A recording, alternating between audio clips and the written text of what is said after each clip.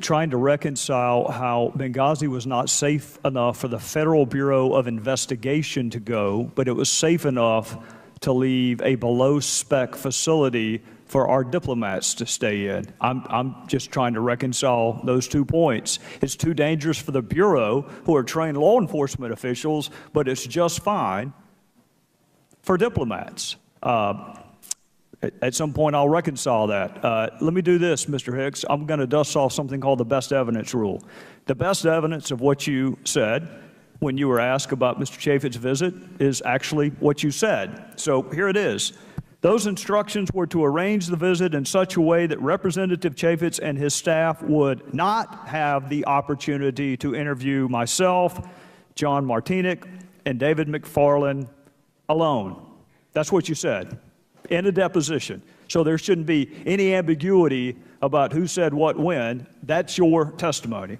Now, I'd like to try to weave this tapestry together because this will be the last opportunity I have certainly today to talk to you. If I understand your testimony correctly, Mr. Hicks, and I want to be fair about it, so if I mischaracterize anything, you need to correct me.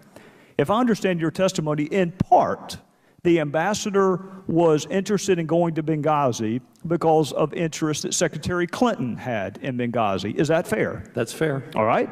Now, Mr. Nordstrom, same thing to you. And if I'm unfair in my characterization, you need to correct me.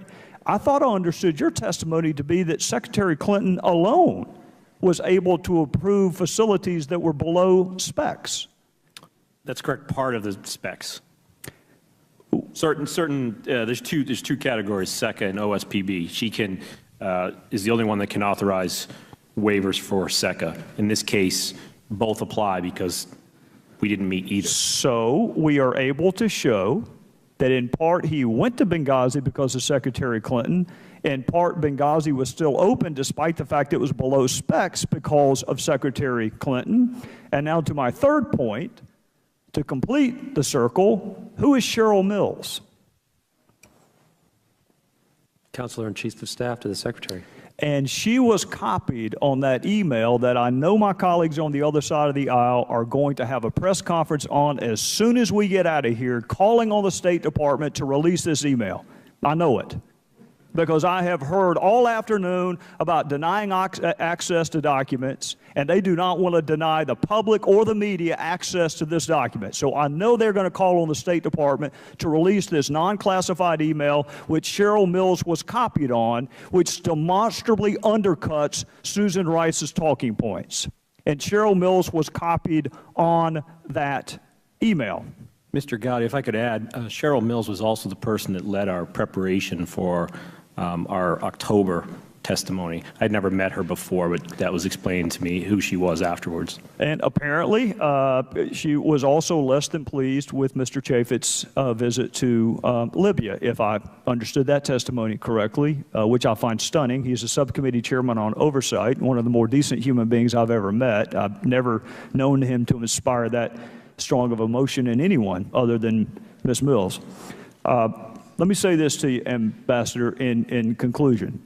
You have made a compelling case today for why it is important to tell other countries the truth.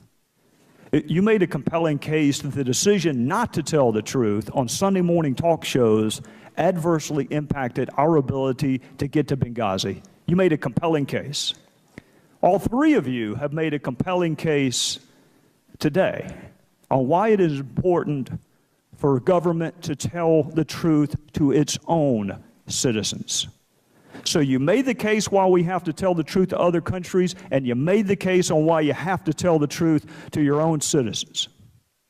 So if anyone wants to know what difference does it make, if anyone wants to ask what difference does it make, it always matters whether or not you can trust your government.